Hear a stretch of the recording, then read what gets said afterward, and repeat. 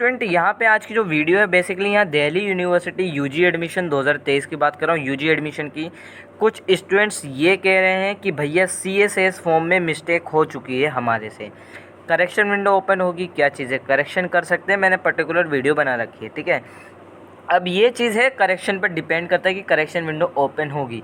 वैसे अगर मैं ड्यू एडमिशन डीन की मानूँ, जो प्रोफेसर हनीत गांधी मैम है, उन्होंने मना कर दिया है। लेकिन यहाँ पे मैं आप लोगों को एक अपडेट दे दूँ। देखो सीएसएस फॉर्म में अगर बहुत बड़ा इशू होगा तो आपका एडमिशन रिजेक्ट हो सकता है, और एक छोटा मोटा इशू हो जाएगा तो चल जाएगा।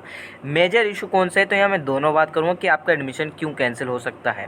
पहले तो अगर आपने सीएसएस फॉर्म में या बेसिकली आपने सीयूटी के फॉर्म में या बेसिकली आपने सीयूटी जब दिया था उसमें अगर मिसमैच है, मतलब कहने का क्या है, सब्जेक्ट मैपिंग, इसके ऊपर मैंने पर्टिकुलर वीडियो एक्सप्लेन कर रखी है विद एग्जांपल 2022 का दे रखा है मैंने। उसमें वीडियो का लिंक मैं डिस्क्रिप्शन में दे दूंगा, क्योंकि मैंने उसमें समझा रखा है, विद प्रूफ भी है उसमें। ठीक है, आपको समझ में आ जाएगा। सब्जेक्ट मैपिंग में बेसिकली अगर कोई सब्जेक्ट आपने क्लास 12 में नहीं पढ़ा है, मतलब फॉर एग्जाम्पल सीयूटी के अंदर देकर आ गए वो सब्जेक्ट और क्लास 12 के अंदर नहीं पढ़ा था, तो यहाँ पर आपका एडमिशन कैंसिल हो सकता है, क्योंकि क्लास 12 के अंदर पढ़ना वो सब्जेक्ट कंपलसरी है जो भी आपने सीयूटी के अंदर दिया है। मैंने एक्सप्लेन बहुत अच्छे से कर रखा है सब्जेक्ट मैपिंग का क्राइटेरिया क्या है। ठीक है, तो वो आप चेकआउट कर लेना।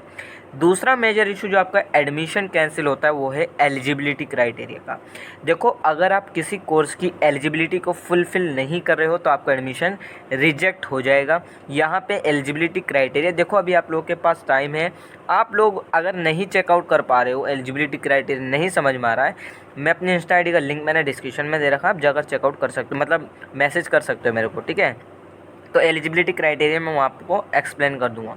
तो पर्टिकुलर आपको एलिजिबिलिटी क्राइटेरिया भी चेकआउट करनी है कि उस कोर्स की क्या है, किस कोर्स के लिए मैथ कंपलसरी है, किसके लिए मैथ कंपलसरी नहीं है, तो ये सब चीज़ें हैं। अब यहाँ पे आते हैं, ये तो दो इशू तो सबको ही पता रहता है, लेकिन तीसरा जो है इशू वो है डॉक्यूमेंट को लेकर। अब यहाँ पे कुछ बच्चे कह रहे हैं भैया जैसे मेरा नेम मिसमैच है। अब अगर कैंडिडेट का ही नेम मिसमैच है, कैंडिडेट का नेम ही मिसमैच है भाई, तो फिर एडमिशन तो मुश्किल ही होगा, आपका रिजेक्ट हो जाएगा। अगर कैंडिडेट नेम मिसमैच है, दोबारा से सुन लो, यानी अगर आपका नेम मिसमैच है। दूसरा एडमिशन रिजेक्ट होने का जो सबसे बड़ा रीज़न है वो है स्टेट सर्टिफिकेट। स्टेट सर्टिफिकेट का मतलब क्या है, ये उन बच्चों के लिए जो ओबीसी से बिलोंग करते हैं, अगर उनका सर्टिफिकेट है ये जो भी हैं, तो उनका जो है सर्टिफिकेट है वो स्टेट लेवल का नहीं होना चाहिए। बिहार, यूपी, मध्य प्रदेश इनका नहीं होना चाहिए, बल्कि एक सेंट्रल गवर्नमेंट द्वारा इशू होना चाहिए, जो भी आपका रिजर्वेशन सर्टिफिकेट है, रिजर्व सर्टिफिकेट है। तो ये चीज़ आपको ध्यान रखना है जब भी आपको कोटा मिलेगा। ठीक है, और अब यहाँ पे मैं बात करता हूँ पेरेंट्स नेम सर्टिफिकेट। देखो बेसिकली यार पेरेंट्स नेम सर्टिफिकेट तो कोई होता नहीं है, लेकिन यहाँ पे मतलब अगर कोई आप सर्टिफिकेट लगा रहे हो, डॉक्यूमेंट लगा रहे हो, तो पेरेंट्स का नेम मिसमैच नहीं होना चाहिए। थोड़ा बहुत चल जाता है मिसमैच, मतलब एक दो शब्द चल जाता है उतना, ठीक है, वो कर देते हैं, क्योंकि ऐसा नहीं है कि कंप्यूटर वेरीफाई करता है, आपका टीचर पर्टिकुलर वेरीफाई करते हैं। ये ऐसा मैं इसलिए कह रहा हूँ क्योंकि मेरे सर जी भी इन्हीं कामों में लगा करते थे पहले। ठीक है, ये आप भी हो सकते हैं लगे हों। ठीक है, मैं उनसे बात कर लूँगा 2023 के, अगर उसमें एडमिशन में लगे होंगे वो, तो वही बता रहे थे, क्योंकि मैंने हमेशा 2 साल 3 साल हो गए मुझे, और मैंने अगर कोई इशू आया है मेरे कॉलेज में, किसी बच्चे के डॉक्यूमेंट एरर हुए हैं, तो मैंने अपने सर से ही कांटेक्ट करवा के उनका मामला ठीक करवाया था। ठीक है, अगर तो उन्होंने ही मतलब वेरीफाई करा, और उन्हीं का कहना था कि थोड़ा बहुत चल जाता है। लेकिन अगर ये आप कहो कि पूरा ही मतलब पेरेंट्स नेम पूरा ही गलत है, तो फिर यहाँ पे दिक्कत हो जाएगी। ठीक है, तो पेरेंट्स नेम अगर थोड़ा बहुत मतलब है तो चल जाएगा। यहाँ पे माइनर इशू क्या है, माइनर इशू में बेसिकली यहाँ पे जो सबसे बड़ा माइनर इशू होता है वो सेल्फ अटेस्ट का होता है। माइनर इशू मतलब आप कह लो ये इशू ही नहीं है, माइनर भी नहीं है ये। देखो कुछ बच्चे बहुत परेशान हो रहे हैं, इसके ऊपर मैंने वीडियो भी बना रखी थी, एक बहुत अच्छे से एक्सप्लेन करा था।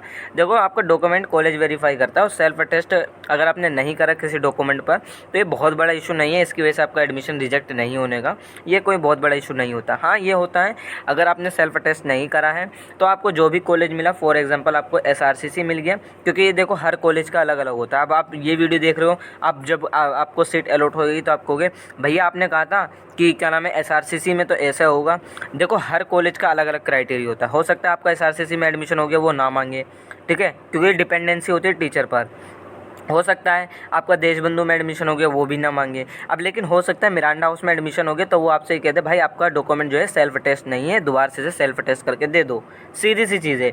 लेकिन आप लोग सोचो कि मेरा एडमिशन कैंसिल हो जाएगा, तो आपको सीट अलॉट हो गई, ये सारी चीज़ें सही हैं जो मैंने ऊपर बताई है। मेजर इशू में अगर सब चीज़ सही है मेजर में, और यहाँ पे माइनर इशू बस खाली सेल्फ टेस्ट नहीं है, तो आपका एडमिशन रिजेक्ट नहीं होगा, आपका एडमिशन हो जाएगा। बस हो सकता है कुछ कॉलेज हो सकते हैं, कुछ टीचर हो सकते हैं जो आपको वहाँ पे रेज अ क्वेरी, एक पोर्टल मतलब CSS पोर्टल पर ही आता है रेज अ क्वेरी का ऑप्शन, वहाँ पे क्वेरी आ जाती है कि आपका जो डॉक्यूमेंट है वो इस तरीके से थोड़ा सा एरर है या सेल्फ टेस्ट नहीं है, वो वहाँ पे बाकायदा पूरा बता देते हैं, ठीक है, या आप उस टाइम पे समझ जाओगे। तो ये सेल्फ टेस्ट बहुत बड़ा इशू नहीं है, वो उस टाइम पे बोल देते हैं कि आप सेल्फ टेस्ट कर ले आओ, ठीक है। तो यही चीज़ थी आप लोगों को मैं बता रहा हूँ। देखो अगर आपने CSS फॉर्म में मिस्टेक कर दिए, सेल्फ टेस्ट नहीं करा, तो ये कोई बहुत बड़ा इशू नहीं रहता है। लेकिन ये इशू बहुत बड़े होते हैं, ये मेजर इशू मैंने इस वजह से यहाँ पे 3 मेजर इशू रखे हैं जिनका एडमिशन कैंसिल हो सकता है, क्योंकि यहाँ स्टेट सर्टिफिकेट एक मेजर इशू है। मेजर इशू इसलिए है क्योंकि सेंट्रल गवर्नमेंट सर्टिफिकेट वैलिड होते हैं अगर आप रिजर्वेशन कैटेगरी से हो, ठीक है। स्टेट गवर्नमेंट के सर्टिफिकेट वैलिड नहीं होते, सिर्फ सेंट्रल गवर्नमेंट के सर्टिफिकेट ही वैलिड होंगे, ठीक है। यही अपडेट थी। बाकी अगर आपकी कोई क्वेरी है तो आप मुझसे इंस्टाग्राम पर पूछ सकते हो। इंस्टा ID का लिंक मैंने डिस्क्रिप्शन में दे रखा है।